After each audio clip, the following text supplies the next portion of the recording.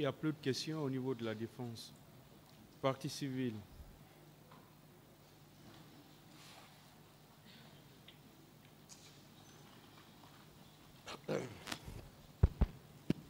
Je vous remercie, Monsieur le Président, honorable assesseur, de me donner la parole pour poser quelques questions à M. Bahouri. Et je voudrais commencer par vous féliciter. Merci. Et je crois que, à travers ce procès, ceux qui ne vous connaissaient pas ont eu l'occasion de vous écouter et de comprendre qui vous êtes. En réalité, vous êtes une sommité. Je suis fier d'être l'un de ceux qui vous défendent à ce procès. Vous avez rendu un service énorme à votre pays. Vous avez pris votre responsabilité à un moment où certains se cachaient. Vous avez pris la responsabilité de faire face à une gente qui était à l'époque assoiffée de pouvoir et de sang. Je vous remercie pour ça. Je vous remercie, Monsieur le Président. Je voudrais commencer par faire certaines remarques. Voyez-vous, tout ce que les avocats du président Dadis n'avaient pas pu obtenir comme information, ils ont pensé qu'ils allaient obtenir avec vous. Et cela dénote de plusieurs échecs. D'abord, Monsieur le Président, Monsieur Bahouri, certains ont eu la prétention de vous enseigner. Voyez, vous êtes un homme humble, simple et très important pour le pays. Ne vous offusquez pas. Merci, Monsieur le Président. Il vous a été montré également une liste faisant état de la hiérarchie militaire. Est-ce que vous savez que ce n'est qu'une liste additive qui a été lue ici? Est-ce que vous le savez? Je ne savais pas. Donc, je vous apprends, monsieur Ba, que la première liste, en tête de liste, figure M. Moussa Dadis Camara, parce que c'est lui le commandant en chef des forces armées avec le général Sekouba Konaté. C'est une mise au point très importante. Ensuite, déformant vos propos, l'un des conseils a déclaré que vous avez soutenu que la responsabilité de M. Moussa Dadis Camara est purement morale. Est-ce que ce n'est pas une déformation de vos propos? La mezzanine, s'il vous plaît. Oui. Est-ce que ce n'est pas une déformation de vos propos? Bien. Oui. Et il a même demandé que cela soit acté dans le primitif. Ce n'est qu'une simple diversion, Monsieur le Président. Oui. Voilà. Ensuite, il est allé jusqu'à vous poser la question de savoir c'était quoi un aide de camp. Est-ce que vous êtes à cette barre pour donner des cours sur l'organisation militaire? Non. Est-ce que la définition de l'aide de camp vous intéresse à ce procès? Non. Est-ce que vous avez un aide de camp? Non. Alors, ensuite, ils ont également prétendu, la plupart d'ailleurs, qu'il y aurait des contradictions entre votre procès verbal d'audition au niveau du pôle d'instruction et les déclarations que vous avez tenues à cette barre. Est-ce qu'il y a des contradictions? Non. Est-ce que le fait de dire que quand Toumba Diakité est venu, il a donné des instructions pour que vous descendiez de l'estrade, est-ce que cela constitue une contradiction par rapport aux propos que vous avez tenus ici? Non. Est-ce qu'à l'époque des faits, dès lors qu'il était peut-être le plus imposant, il vous a dit descendez, est-ce que cela ne constituait pas pour vous une forme de chefferie en ce qui concerne ceux qui étaient autour de lui? Affirmatif. N'est-ce pas? Est-ce que cela contredit ce que vous avez déclaré hier et aujourd'hui? Non. Très bien. Je vais poursuivre d'abord pour les remarques, parce qu'il faut rétablir les faits. Il y a eu trop d'amalgame. Et l'amalgame crée la confusion. Devant ce tribunal, tout va être éclairci. C'est extrêmement important pour l'avenir de ce pays. Nous avons baigné dans le mensonge pendant 50 ans. Il est temps que ça se termine. Ensuite, on a lu presque 50 pages de différents rapports. Est-ce que c'est vous qui avez établi ces rapports? Non. Quelle a été la conclusion du rapport de la Commission nationale? Quelque chose que j'ai, en écoutant les auditions, qui m'avait semblé contraire à la vérité. Est-ce que conclure que ce sont les leaders politiques qui sont responsables, qui ont une grande responsabilité de l'organisation de ce procès et des massacres, est-ce que ça, ce n'est pas contraire à la vérité? C'est contraire à la vérité. Très bien. Ensuite, est-ce que, en vous demandant si M. Moussa Dadis Camara, les acquis de M. Moussa Dadis Camara, est-ce que cela vous intéresse ici? Dans les circonstances actuelles, je ne vois pas l'importance. Est-ce que c'est à vous de déterminer sa responsabilité morale, pénale et disciplinaire? Est-ce que c'est à vous de le déterminer ici? Pas du tout. Très bien. Est-ce que, après avoir fait votre audition devant le juge d'instruction, est-ce que vous avez le droit de rajouter d'autres éléments qui n'ont pas été pris en compte au moment de votre audition devant le juge d'instruction? Est-ce que vous avez ce droit? Je crois que ce droit existe. Est-ce que cela est contraire à la procédure pénale ici? Pas du tout. Est-ce que vous avez le droit de rajouter toute information qui n'avait pas été prise en compte? C'est tout à fait possible. Très bien. Ensuite, on a voulu vous opposer aux déclarations que certains leaders auraient tenues dans leur procès verbal. Est-ce que vous êtes là pour défendre la version de telle ou telle autre personne? Pas du tout. Vous êtes là pour expliquer votre part de vérité, oui ou non? C'est bien ça. Très bien. Est-ce que dans ces conditions, on peut vous reprocher d'avoir des contradictions entre votre déclaration et les déclarations d'autres personnes? Est-ce que c'est logique? Ce n'est pas logique. Très bien. Ensuite, il y a l'un des avocats qui vous a demandé, mais pourquoi vous n'avez pas résisté quand on vous a porté, quand les manifestants vous ont porté au dos pour faire rentrer au stade? Ce n'est pas, à la limite, irréfléchi. Ils ne se mettent pas dans le contexte. Est-ce que vous aviez la possibilité d'empêcher les gens de vous porter en triomphe? Ce n'était pas possible. Quand vous êtes venu le matin, est-ce que le stade était fermé? C'était fermé. Est-ce que quand vous êtes rentré, vous avez constaté qu'il y a eu effraction? Pas du tout. La porte a été complètement endommagée ou est-ce qu'elle a été endommagée ou elle était complètement ouverte? Elle était ouverte. Est-ce que vous ne pensez pas que celui qui a ouvert cette porte était déjà dans la dynamique de participer à ces massacres? Je pense que ceux qui l'ont fait ont sciemment piégé tout le monde. Très bien. Je vais venir au fait, parce que c'était important que cette mise au point soit faite avant que je ne rentre dans le vif du sujet. Vous avez parlé des prémices, des actes qui ont conduit à la crise, n'est-ce pas? Oui. D'abord, pour commencer, quand le CNDD est arrivé au pouvoir, j'imagine qu'en tant qu'homme politique, vous avez exprimé les inquiétudes, mais est-ce que tout de suite la gente vous a rassuré à travers le discours qui avait été tenu à l'époque par le président Dadis?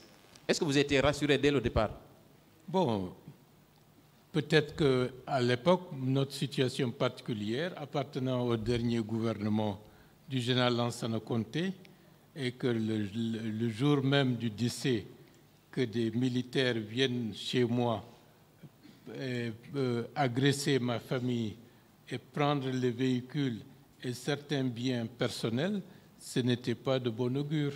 Donc j'étais suffisamment prudent et le lendemain ou le surlendemain, on a été convoqués tous au camp Alpha Yaya. Donc on était dans une situation où on n'était pas du tout rassuré, mais néanmoins, la dynamique populaire nous a, à mon niveau, fait accepter que c'était la meilleure issue dans le contexte du moment. Donc, dès le départ, la gente version Moussa Dadis Camara n'était pas rassurante, oui ou non? Bon, pour la majorité de la population, elle a applaudi, mais pour certains responsables comme nous autres, mais je peux comprendre qu'en appartenant au gouvernement qui a été déchu, il fallait s'attendre à ce qu'il y ait des désagréments. Mais bref, ce n'était pas du tout une raison pour globalement rejeter l'arrivée du CNDD au pouvoir. Est-ce que vous vous rappelez des premiers engagements qui avaient été pris justement par le président Dadis au moment de la prise du pouvoir? Est-ce que vous pouvez citer 2 ou 3 engagements? Bon, l'essentiel, pour dire les choses exactement, c'était le fait que le processus politique allait être mené correctement dans un délai raisonnable et que ni lui ni le CNDD ne seraient candidats pour les prochaines élections. Est-ce que la mise en place des institutions n'était pas aussi l'un des engagements du président Dadis, notamment le CNT? C'est vrai, mais pratiquement, on n'a pas connu le CNT, ni une avancée notable du processus politique il a fallu pratiquement tout précipiter au début de l'année 2010. Est-ce que 9 mois après, le président Dadis a tenu ses engagements? Dans les faits majeurs, non. Très bien. On va parler du harcèlement des leaders politiques et des leaders de la jeunesse, surtout de l'Axe. Est-ce que vous étiez au courant que à la prise du pouvoir, le président Dadis avait créé une commission pour recruter des jeunes à l'Axe pour son soutien? Est-ce que vous étiez au courant? Bon,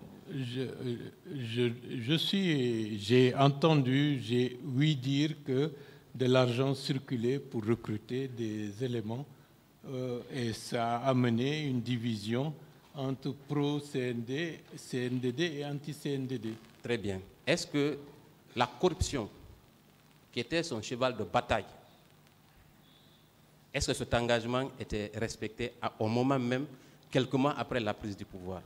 En agissant ainsi, ça ne pouvait qu'accréditer la thèse comme quoi il y a anguille sous roche. Très bien. Donc, à travers la corruption, il tentait déjà de rallier à sa cause toute personne qui était susceptible de contester son autorité, n'est-ce pas? C'est possible. Très bien. Ensuite, est-ce que vous avez appris que des jeunes, ceux qui refusaient la corruption, étaient malmenés, parfois arrêtés au moment des faits? Je n'ai pas souvenir de manière précise d'arrestation. Certainement, il doit y en avoir, mais je ne m'en souviens pas. Très bien. Est-ce que cette persécution de ces jeunes ne constitue pas les premières prémices de la construction d'une dictature dans un pays? Bon, peut-être dans le contexte trouble, ce n'était pas suffisant pour globaliser et qualifier le régime à ce moment-là de dictature, à mon avis. Mais avec le temps, vous avez quand même compris que le CNDD n'était pas si différent des régimes qui se sont succédés, n'est-ce pas, en tant qu'homme politique et analyste. Qu'est-ce qui avait fondamentalement changé dans le comportement des militaires à l'époque? Tout ce que je peux dire, c'était des forces qui étaient moins structurées, moins disciplinées et qui n'étaient pas en phase avec la conception classique de l'État tel que cela fonctionnait auparavant. Très bien. Est-ce que la prolifération de mouvements de soutien ne constitue pas également un moyen tendant à conserver le pouvoir avec le recul? Est-ce qu'on ne peut pas analyser, on ne peut pas prendre cet élément comme étant un des éléments qui ont conduit justement le président Dadis à vouloir s'éterniser au pouvoir? C'est possible. Très bien. Est-ce que vous savez que ces mouvements-là, notamment le Dadis doit rester, ces mouvements-là étaient financés par les barons du CNDD? Est-ce que vous l'avez appris?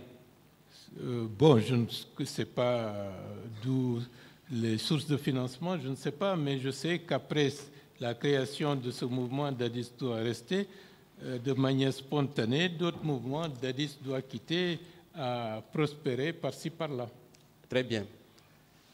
D'aucuns pensent que le président Dadis, son discours de Boulbiné, parce que je crois que l'un des avocats a prétendu ici que quand il a fait ce discours à Boulbiné, ce n'était qu'en réponse à une provocation des leaders politiques. Est-ce que c'était réellement logique qu'il fasse une telle déclaration, étant entendu la crise qui couvait à l'époque dans le pays? Ce n'était pas utile et ça a créé une psychose et des inquiétudes aussi bien sur le plan national que sur le plan international. Revenons à ce discours de Dadis ou la mort.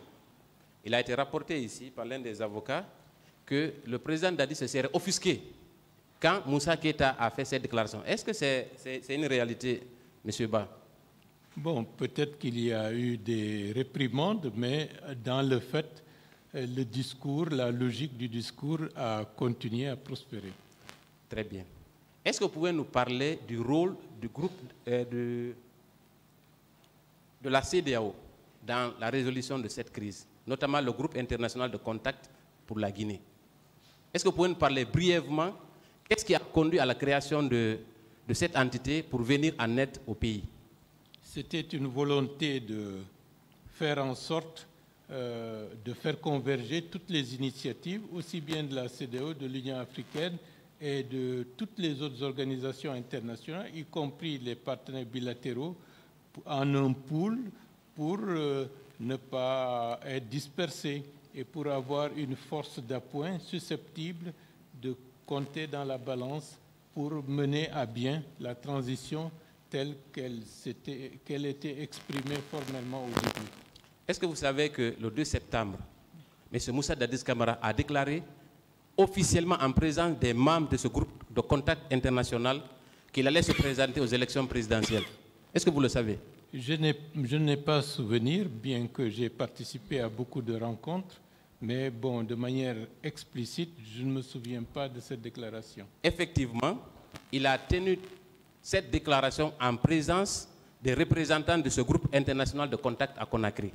Et plus loin, il est allé les faire participer à une réunion le 2 septembre à Conakry. Je ne sais pas si vous vous souvenez, au cours de laquelle sa candidature a été officiellement sollicitée par des gens qui l'avaient manipulé au stade. Est-ce que vous êtes au courant de ça? Je ne me souviens pas exactement. Est-ce que vous vous souvenez de la réunion qu'il a orchestrée avec les maires, les élus locaux? Est-ce que vous vous souvenez de cette réunion? J'ai entendu parler de cette réunion. Est-ce que vous vous souvenez de cette réunion au cours de laquelle chacune des communautés a sollicité sa présentation aux élections présidentielles? Est-ce que vous vous souvenez de ça? Je me souviens de cette rencontre. Est-ce qu'aujourd'hui, M. Moussa Dadis Camara peut dire qu'il n'était pas dans la dynamique de se présenter à l'élection présidentielle? Les faits attestent une volonté d'être présent. Est-ce que ce n'est pas cette volonté de se maintenir au pouvoir qui a conduit à l'organisation de cette manifestation? C'est tout à fait exact. Est-ce que si il avait annoncé officiellement qu'il ne se présentait pas aux élections, cette manifestation aurait eu lieu? Non, il n'y avait aucune raison qu'elle puisse avoir lieu. Alors, donc, on va passer, justement, on connaît maintenant les motifs pour lesquels vous avez organisé cette manifestation. On va aller à la manifestation, à l'organisation pratique de la manifestation. Quelles sont les dispositions que vous avez entreprises pour l'organisation de cette manifestation, de façon très résumée? Est-ce que vous avez donné des consignes spécifiques à ceux qui devaient manifester au moment des faits? Il y a eu des consignes, une sensibilisation, notamment le caractère pacifique et le caractère massif qu'il fallait démontrer, puisqu'on voulait de manière visible montrer de quel côté était la légitimité populaire. Très bien. Est-ce que, au cours de cette manifestation, vous aviez la volonté de mettre fin au régime de Moussa Dadis Camara? Pas du tout, ce n'était nullement nos intentions. Est-ce que vous aviez les capacités militaires ou matérielles pour obtenir un coup d'État contre lui? Pas du tout. Alors, quand on parle de complot, M. Ba, est-ce que le complot là pouvait tenir? Il ne pouvait pas y avoir de complot dans ce contexte. Je pense que c'est nous qui avons subi un complot qui a contribué au carnage. Très bien. On va venir le jour de la manifestation. Il a été rapporté à cette barre qu'un commissariat a été incendié, n'est-ce pas? Oui. Et que ce sont les armes issues de ce pillage, de ce commissariat, qui auraient été servies, c'est ces armes qui ont servi à perpétrer le massacre au stade. Est-ce que cela est une logique, M. Ba? Est-ce que ça, c'est possible? Ce n'est pas possible parce qu'un commissariat, s'il y a des fusils à l'intérieur de ce commissariat qui était relativement modeste, il ne pouvait y avoir qu'un ou deux fusils. Très bien. Et c'est d'ailleurs confirmé par le commissaire central de ce commissariat qui a indiqué effectivement que les fusils qui avaient été trouvés à cet endroit n'étaient pas opérationnels. Cela est également confirmé par Toumba Diakité. Donc, il ne pouvait pas avoir de complot contre le capitaine Moussa Dadis Camara. En tout cas, en ce qui concerne les organisateurs de cette manifestation, n'est-ce pas? C'est clair. Très bien. Et j'ai oublié de parler d'un pan, c'est concernant M. Sidia Touré, la veille de la manifestation. Est-ce que vous pensez que le fait qu'il ait appelé Sidia Touré à 2 h du matin était un acte sincère tendant à désamorcer la crise? Pas du tout, parce que entre le 23 septembre et le 28 septembre, il y avait des possibilités de convoquer l'ensemble des membres des forces vives pour un entretien, pour éviter que nous allions dans la logique que nous déplorons aujourd'hui. Mais M. Sidia Touré, en tant que tel, comme je vous l'ai indiqué, ne pouvait pas prendre un engagement qui pourrait amener à ce que la date soit reportée, parce que les forces vives étaient structurées de telle manière, les décisions majeures devraient faire l'objet d'une assemblée générale expresse pour que les décisions soient prises. Tout cela a été fait pour éviter que quelques-uns d'entre nous, en catimini, puissent prendre des décisions et des contre-décisions qui auraient ruiné l'efficacité du mouvement.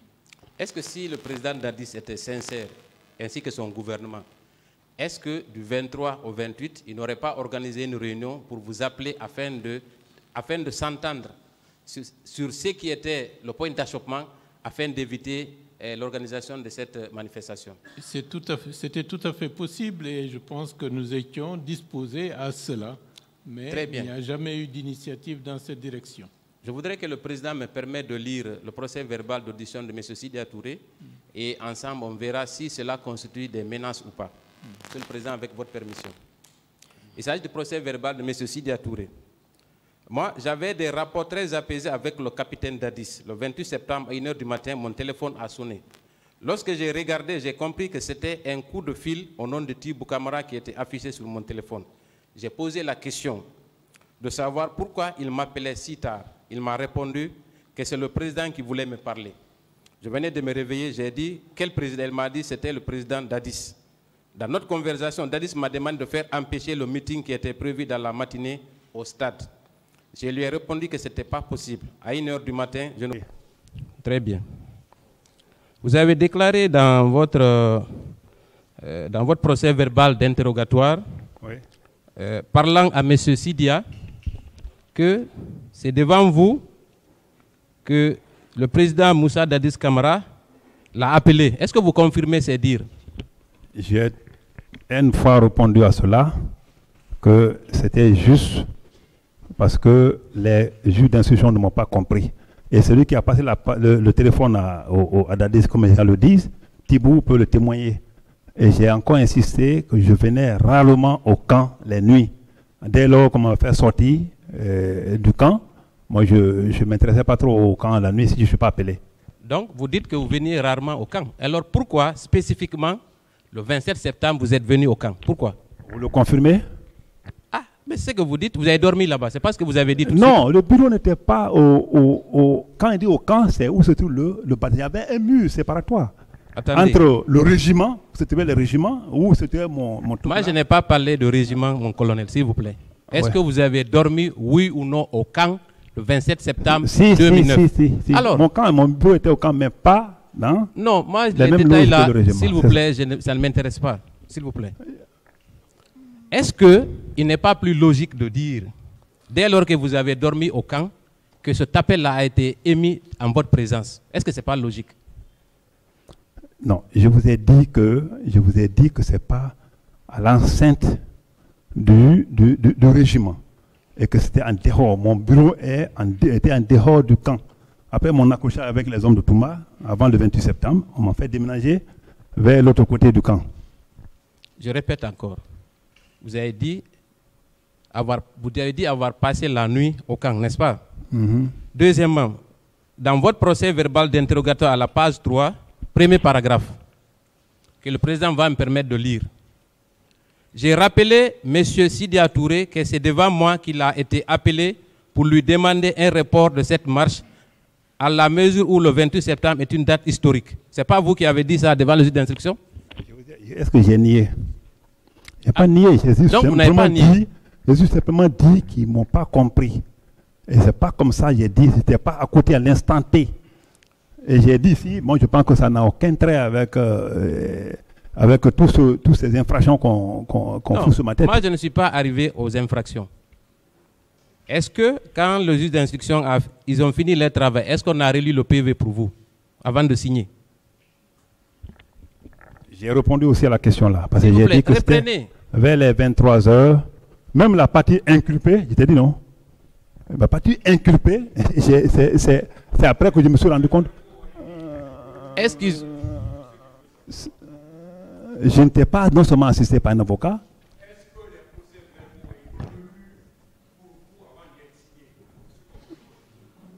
Oui, Merci beaucoup. Donc, on peut considérer que ce sont vos déclarations qui sont contenues dans ce procès verbal, oui ou non? Tout à fait, il a bien lu devant moi. On considère que cet appel dont il est question a été émis en votre présence. Que vous le niez ou pas, c'est ça la vérité. Ce n'est pas pour nier, c'est pour apporter une précision. S'il vous plaît. Deuxièmement, je voudrais savoir à quelle heure vous avez quitté le camp? La nuit et le petit matin du 28 septembre 2009. À quelle heure vous avez quitté le camp, s'il vous plaît? Je l'ai dit tantôt, c'était vers 8 heures. Vers 8 heures? Oui. Très bien. Et quel était votre programme pour cette journée? Je n'entends rien du tout. Vous n'avez pas entendu? Oui. Je dis, en sortant du camp, qu'est-ce que vous aviez prévu de faire ce matin-là? Qu'est-ce que j'ai prévu? Oui. Oui. Et je vous pose la question, mon colonel. Non, je n'ai pas bien compris. Il faut... Je dis, oui. Quand vous avez dormi au camp la nuit du 27, le petit matin, vous vous êtes levé, j'imagine, vous avez pris votre véhicule. Quel était votre programme de la journée? Est-ce que vous aviez envisagé quelque chose? Je l'ai dit tantôt que je suis sorti du camp dans le but d'aller chez moi, prendre, comme d'habitude d'ailleurs, prendre un bain, petit déjeuner, jouer avec ma fille et ressortir. D'accord, merci beaucoup. Quand vous êtes sorti du camp, pourquoi vous avez emprunté la route du Prince? Pourquoi spécifiquement la route du Prince? C'était quoi l'objectif? Ah, ça c'est autre chose. Non, c'est une question. Hein. C'est un choix. Je suis libre de prendre la route du Prince comme l'autoroute. L'essentiel que ça aboutisse chez moi. Mais vous habitez à Dixine, n'est-ce pas? Oui. Vous auriez pu emprunter l'autoroute, n'est-ce pas? Je n'ai pas compris. J'ai dit, vous auriez pu emprunter l'autoroute, n'est-ce pas? Oui, emprunter l'autoroute, mais je pense que mon domicile est situé sur le prolongement de la route de Prince. Et il ne faut pas aussi oublier que j'étais à côté j'étais au camp, il est passé pour moi de prendre l'autre côté. Et ça, c'est un choix. Hein. On peut prendre l'autoroute comme on peut prendre la route de Prince. L'essentiel, c'est d'aboutir chez moi. Oui, d'accord. Moi, je suis tout à fait d'accord avec vous. Maintenant, est-ce que le fait d'avoir emprunté le Prince n'était pas un moyen de jauger l'atmosphère? Est-ce que ce n'était pas dans cette optique pour voir un peu quelle était la température sur les lieux? Est-ce que ce n'était pas l'objectif? Comme tu le dis, hein, comme vous le dites plus tôt, mais moi, ce n'était pas dans le dessein d'aller jauger l'atmosphère. Pour moi, je partais chez moi d'habitude et c'est sur l'itinéraire-là que j'empruntais. Très bien. Est-ce que dans votre organigramme pour les patrouilles, est-ce qu'un colonel peut faire une patrouille? Je suis profane, hein, vous m'excuserez de la question si elle vous heurte. Est-ce que c'est possible? Vous parlez de quel colonel en ce moment? Non, de façon générale. Quel colonel? Est-ce que dans le cadre d'une patrouille, par exemple, est-ce qu'on peut mettre un colonel dans un véhicule pour patrouiller? Non, mais ça, la question là n'est pas à moi. Je voulais simplement parler de quel colonel. Parce que c'est pas, les grades ne sont pas limités pour faire une mission. Les grades ne sont pas limités pour faire une mission. S'il n'y a pas d'éléments, si c'est là que le colonel qui peut vraiment faire la chose, il peut le faire.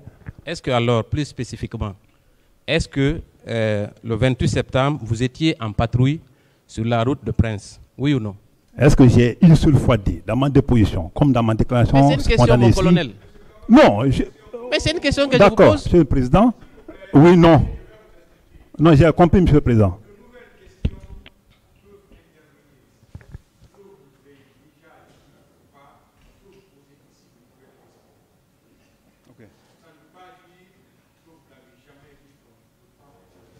D'accord, compris. Oui. Merci, Monsieur le Président, pour la précision. Est-ce que ce jour-là, vous n'êtes pas passé par Hamdallah Bambeto pour avoir une idée de l'atmosphère? D'accord, non seulement je n'étais pas colonel à ce moment, et je n'étais pas colonel à ce moment, mais aussi je n'étais pas sorti pour aller chez moi dans le but de faire une patrouille.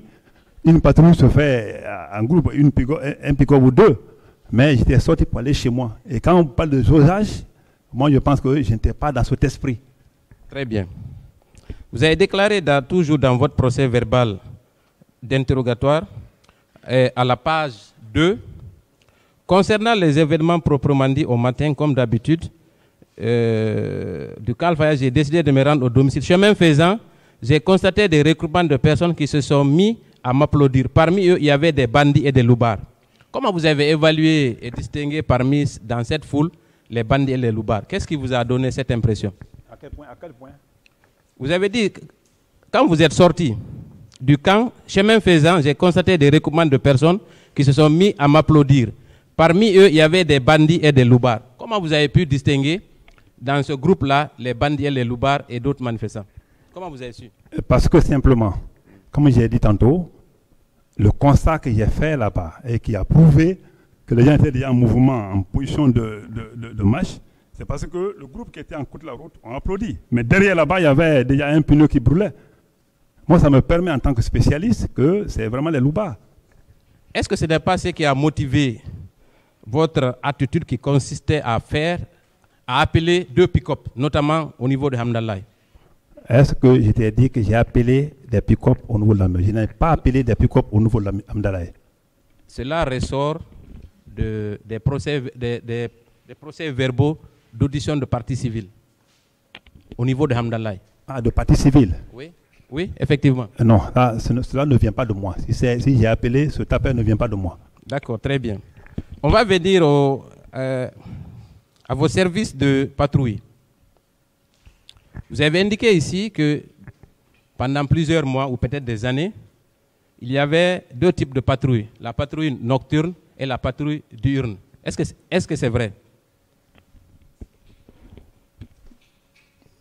Si. Quel est le rôle, quel est l'objectif pour les patrouilles diurnes? Quel est l'objectif? La patrouille diurne? Oui. Mais c'est un moyen de rassurer les citoyens. Il y a souvent les polices de proximité. À l'époque, il n'y avait pas de police de proximité. La patrouille diurne a rassuré les citoyens. Et à l'époque, il ne faut pas oublier, bien on fait semblant d'oublier, à l'époque, il y avait souvent les attaques nocturnes, les attaques diurnes. La Guinée et toute la population le sait. Même vous-même, vous le savez. Attendez, pour les patrouilles diurnes là, c'est de quelle heure à quelle heure? Je voudrais savoir, campez-nous un peu l'intervalle. C'est de quelle heure à quelle heure? C'est de quelle heure à quelle heure, s'il vous plaît? La patrouille diurne, oui. Ça, je pense que le responsable de la patrouille pourra vraiment vous dire ça. À ce que je sache, mon colonel. À ce que je sache, mon colonel. Mais si je ne connais pas exactement de quelle heure à quelle heure, il n'y a pas d'heure exacte pour dire vous sortez à telle heure, vous rentrez à telle heure. Alors, habituellement. Dans ce cas, pour mieux vous élucider, il faut mieux se référer au commandant de la patrouille qui a été même entendu par les juges d'instruction. Je pense que son PV peut vous éclaircir plus. Maintenant, c'est que moi je voudrais savoir. Est-ce que c'est vous qui êtes le responsable, des services spéciaux de l'époque? C'était vous le responsable, oui ou non? De quoi? C'était pas vous le responsable de ce département? De ces services spéciaux, c'était pas vous? Absolument. Alors, quand il y a des patrouilles, on ne vous rend pas compte? Quand il y a des patrouilles? Oui. Si. On dit que nous sommes sortis aujourd'hui, on est rentré pour manger. Généralement, on mangeait entre 12h et 14h. Les gens pouvaient rentrer à 12h, pouvaient rentrer à 14h. Ça dépend de la distance parcourue. Les gens pouvaient aller jusqu'à Soumania. À l'époque, c'était une brousse. Et vous voyez. Maintenant, prenons un seul exemple d'un compte rendu. est-ce qu'on peut dire que diurne, c'est à partir du matin? Est-ce que c'est possible pour un profane? Diurne, les pratiques diurnes, c'est au petit matin ou c'est la nuit? Dites-nous, éclairez-nous, mon colonel, s'il vous plaît. La nuit encore. Je vous dis que la partie diurne, ça dépend de la distance parcourue. Il peut aller le matin, tôt, s'il doit aller commencer très, très loin pour venir, hein, comme il peut aller tardivement. Ça dépend de l'officier de planification. Mais ça peut aller jusqu'à 13h, 14h, comme vous l'avez indiqué. N'est-ce pas? Même au-delà, ça dépend de la distance. Si vous voulez à revenir, c'est pas évident. Très bien, très bien. Et ça consiste en quoi, concrètement? Je l'ai tantôt dit que la patrouille diurne consiste ici, non seulement pour rassurer les citoyens, mais... En quoi faisant? En quoi faisant? Rassurer les citoyens, en quoi faisant? Oui, mais vous savez qu'à l'époque, les gens débarquaient les autres dans les voitures. Les gens, quand nous on venait à l'époque de CNDD, tout le monde sait dans quel état on a trouvé la Guinée en termes de criminalité organisée. Si c'est parce que c'est un problème aujourd'hui, vous posez en quoi faisant, c'est bien. Mais je pense qu'ils ne faisaient que leur mission. Vous savez, moi je reste toujours sur ma faim parce que le 28 septembre, la patrouille diurne dont il est question, elle devait quitter de quel endroit à quel endroit? Est-ce que vous avez une idée? Je pense qu'il y avait un responsable de patrouille qui a été entendu devant le tribunal, devant le cours de juge de résolution. Je pense qu'il faut se référer à sa déposition. Il ne vous a jamais fait de compte rendu? Ce jour? Oui. Oui. Ce jour? Oui. Non. Après, le lendemain, par exemple, des événements, il ne vous a pas fait le compte rendu de la patrouille? Mais mon frère, ces détails-là, comme tu dis comme ça, la patrouille nocturne, la patrouille diurne, le jour du 28 septembre, avec tout ce qui s'est passé là, et vous voyez, pendant que les gens sont en train de réfléchir, parce que un ou deux ou quelques citoyens ont trouvé la mort, c'est à ce moment qu'il faut dire, j'ai fait la patrouille, on a trouvé un bandit ici, ou bien on a trouvé un sac de chambre indien par là. Donc, je n'ai aucune idée par rapport à ça. Donc, vous ne contrôliez pas vos services alors? Si. Ça veut vraiment pas dire. Le tribunal appréciera. Okay. Deuxièmement, vous avez indiqué ici que vos patrouilles diurnes n'avaient pas en leur possession des armes. Est-ce que vous confirmez ça?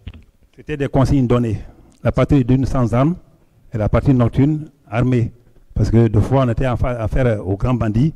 Je pense que le peuple de Guinée s'en souvient encore. Donc, comment expliquez-vous alors la présence de vos éléments à côté du stade en armes? Comment expliquez-vous ça? Vous avez des preuves qu'ils étaient au stade en armes? Oui. Ok. D'accord, Monsieur le Président. Je n'ai vu personne en armes parce qu'à ce niveau, il n'y aurait pas de moi. Alors, comment étaient-ils équipés? Quoi? S'ils ne sont pas en armes, ils sont équipés de quoi? Si les gens ne sont pas en armes, oui, ils peuvent être de quoi? Ils peuvent être en quoi? Ils sont sans armes.